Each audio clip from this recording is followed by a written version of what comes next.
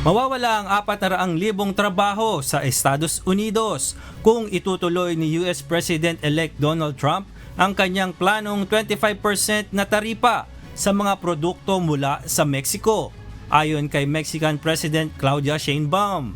Nagbabala siya na bilang tugon, magpapataw ng sariling taripa ang Mexico.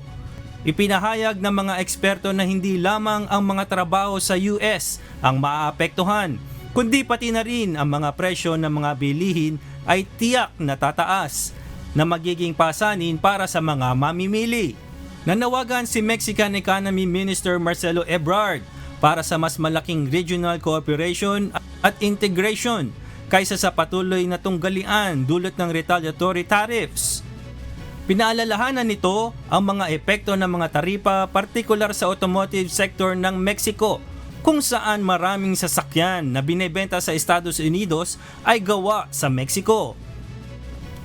Nagpatuloy ang pagtaas ng halaga ng Mexican peso laban sa US dollar matapos ang pagtawag ni Sheinbaum kay Trump upang talakayin ang mga issue ng migration at droga.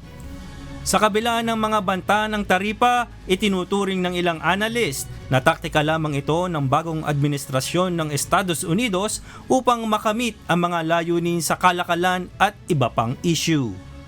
Aloy Kalingasan, humahataw sa balita ngayon.